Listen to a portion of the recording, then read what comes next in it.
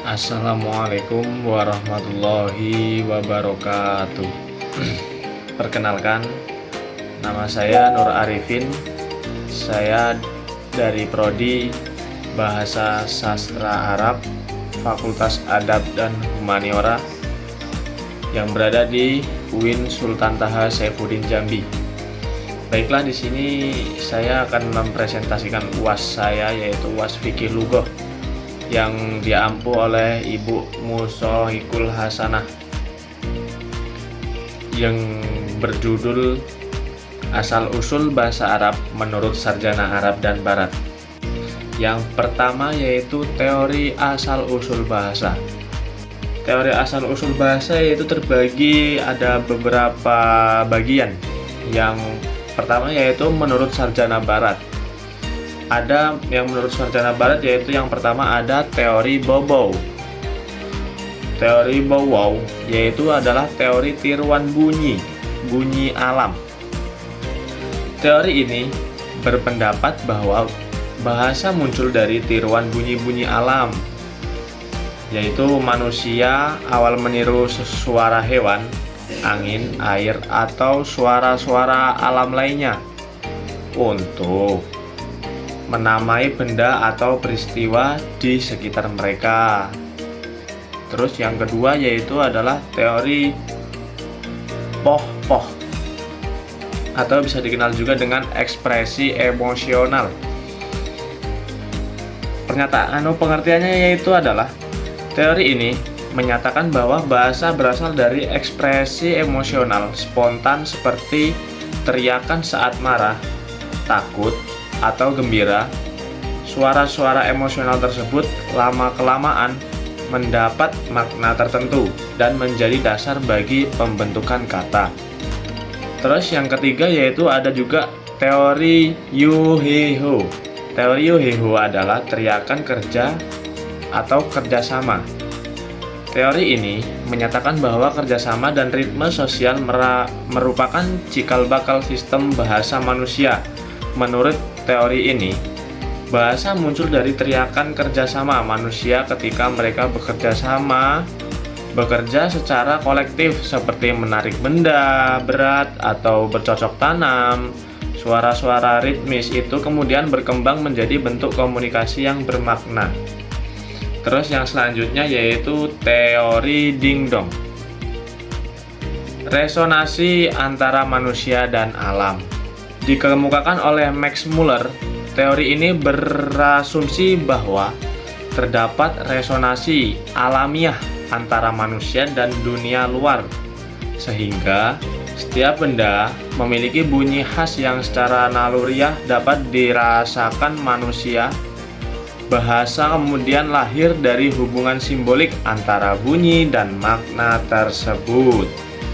Dan selanjutnya yang kelima adalah teori evolusi. Pendekatan evolusioner memandang bahwa bahasa tidak muncul secara tiba-tiba, melainkan berkembang secara bertahap seiring evolusi biologis, kognitif, dan sosial manusia. Terus ada lagi yang berpendapat yaitu menurut Sarjana Arab. Yang pertama adalah teori Waqifiyah. Apakah itu teori Waqifiyah? Teori Waqifiyah adalah bahasa sebagai wahyu ilham, atau bisa disebut dengan bahasa sebagai wahyu ilham.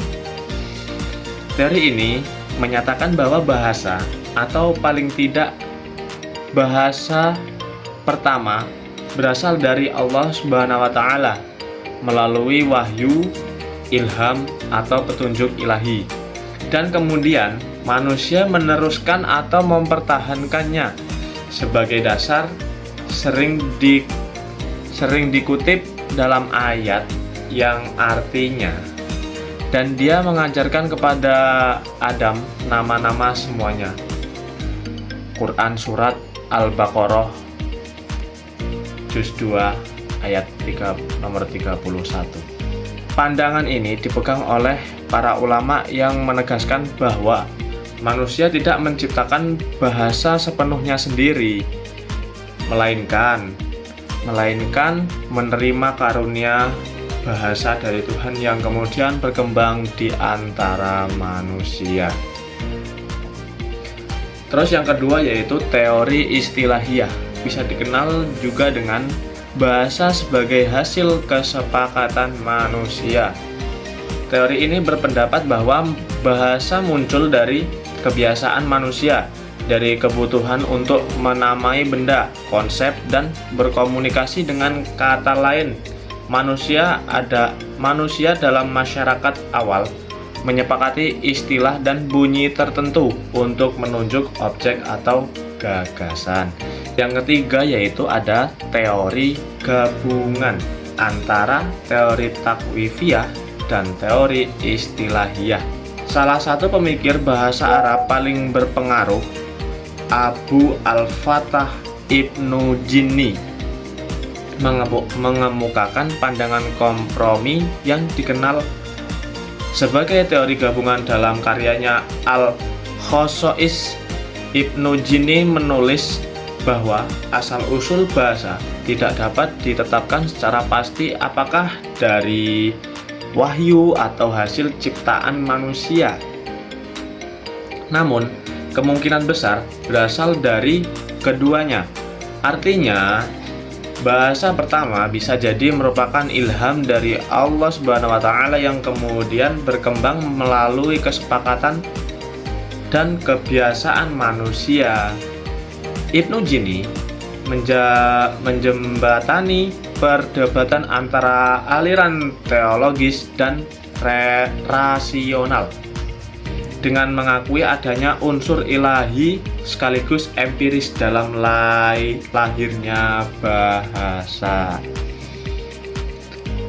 Terus yang kedua, ada pembahasan yang kedua yaitu ada asal usul bahasa Arab.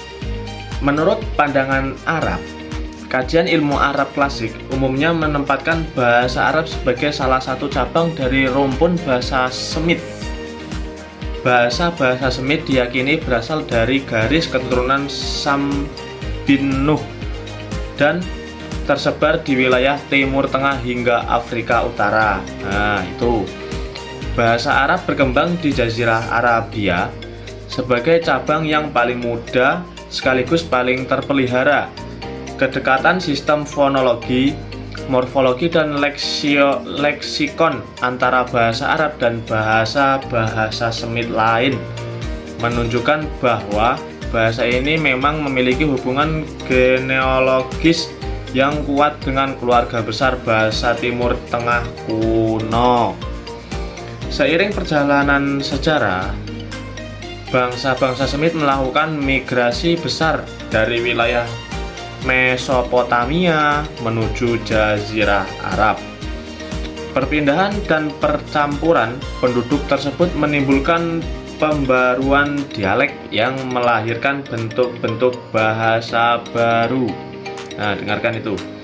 Dari proses sosial inilah muncul berbagai variasi dialek Arab yang digunakan oleh suku-suku di Hijaz, Najd, Yaman, dan Syam. Dalam studi kebahasaan Arab, dikenal dua fase besar perkembangan bahasa Arab, yaitu Arab Baidah dan Arab Baqiyah.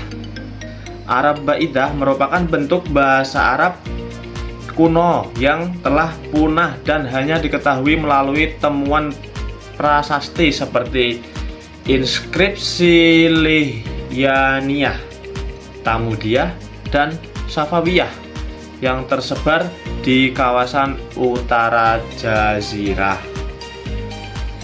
Bahasa ini mencerminkan bentuk fonetik dan morfologis yang masih kasar serta belum stabil. Adapun Arab Baqiyah adalah bahasa yang masih bertahan hingga kini, berkembang di wilayah Hijaz dan Najd, dan menjadi dasar bahasa Al-Quran. Ragam ini mencapai puncak keindahan dan ketertataan sistemnya pada masa-masa pra-Islam melalui karya sastra lisan seperti syair dan khitobah, Keindahan bahasa dalam puisi jahiliyah menjadi bukti bahwa bangsa Arab telah memiliki sistem bahasa yang matang jauh sebelum datangnya risalah Islam. Menurut pandangan Barat, pendekatan Barat terhadap asal-usul bahasa Arab banyak bertumpu pada penelitian epigrafis di Jazirah Arab. Penemuan prasasti-prasasti kuno seperti Lihyania, Tamudia, dan Safaitik memberikan bukti material tentang bentuk bahasa Arab praklasik yang digunakan sebelum munculnya Islam. Inskripsi tersebut menunjukkan bahwa bahasa Arab telah memiliki sistem bunyi dan tata bahasa yang cukup kompleks sejak abad-abad pertama Masehi. Ahli sejarah seperti Philip Skahiti memandang bahwa Jazirah Arab adalah wilayah penting dalam perkembangan bahasa Semit. Dari wilayah ini, suku-suku Semit bermigrasi ke utara dan barat membawa serta bentuk awal bahasa yang kemudian bercabang menjadi beberapa varian, termasuk bahasa Arab. Pandangan Karl Brockelmann dan AFL Beston memperkuat pendekatan historis ini dengan menelusuri keterkaitan antara bahasa Arab klasik dan bahasa Arab kuno. Dari prasasti di utara Arabia, mereka menyimpulkan bahwa bahasa Arab klasik merupakan hasil penyatuan berbagai dialek suku di Hijaz, Najd, dan Yaman yang telah mengalami proses penyaringan alami melalui interaksi sosial, ekonomi, dan politik. Kajian Barat juga menempatkan faktor sosiologis dan politik sebagai elemen penting dalam perkembangan bahasa Arab. Bahasa ini tidak hanya berkembang karena keunggulan struktur linguistiknya, tetapi juga karena kedudukannya sebagai bahasa agama dan administrasi Kekaisaran Islam. Baiklah, hanya itu yang dapat saya sampaikan. Kurang lebihnya saya mohon maaf. Saya akhiri, wabillahi taufik wal hidayah. Wassalamualaikum warahmatullahi wabarakatuh.